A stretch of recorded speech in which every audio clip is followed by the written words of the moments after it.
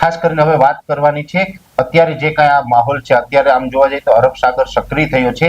ધીમે ધીમે હવે ચોમાસું સક્રિય થશે અને ચોમાસું આગળ વધવાનું ચાલુ થશે એટલે એની માહિતી તો આપશું જ. પણ આ જે અરબ સાગરમાં કરંટ આવ્યો એને કારણે ગુજરાતના હવામાનમાં પણ આજે 13 તારીખથી અલગ અલગ વિસ્તારમાં પલટો પણ આવ્યો છે અને અત્યારે રાજ્યના અલગ અલગ વિસ્તારોની અંદર હાઈ લેવલના વાદળો પણ જોવા મળતા હશે.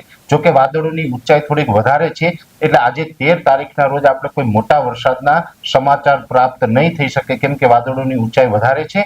પણ વાદળો આવવાનું ચાલુ થયું છે, હવામાનમાં પલટો આવ્યો છે.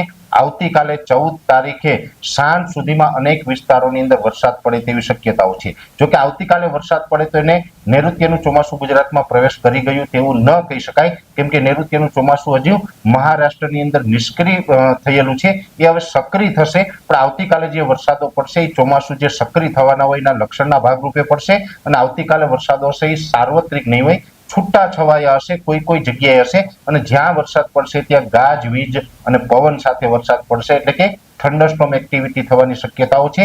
આવતીકાલે 14 જૂન 2025 રાત સુધીમાં જે વરસાદો પડવાની શક્યતાઓ છે તેમાં દક્ષિણ ગુજરાતના મોટા ભાગના વિસ્તારોની અંદર આ શક્યતાઓ વધારે છે, જેની અંદર સુરત, વલસાડ, વાપી, બારડોલી, બિલીમોરા, ડાંગ તમામ વિસ્તારો જે છે એ સાથે રાજપીપળા હોય, ભરૂચ, અંકલેશ્વરના વિસ્તારો હોય એ તમામ વિસ્તારની અંદર છૂટાછવાયા તીવ્રતા સાથે વરસાદો નોંધાઈ શકે છે. મધ્યપ્રદેશ બોર્ડર લાગુ વિસ્તારની અંદર પંચમહાલ અને જે છોટાઉદેપુર જિલ્લો છે આ બંનેની અંદર પણ વરસાદ પડવાની શક્યતાઓ રહેલી છે.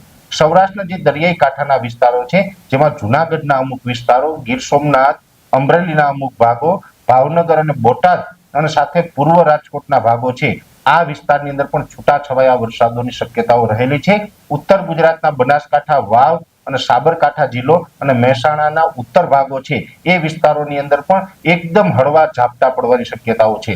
જોકે ઉત્તર ગુજરાતના ભાગોની અંદર હેવી વરસાદની શક્યતાઓ નથી, પણ ત્યાં છૂટાછવાયા સામાન્ય ઝાપટાઓની શક્યતાઓ છે.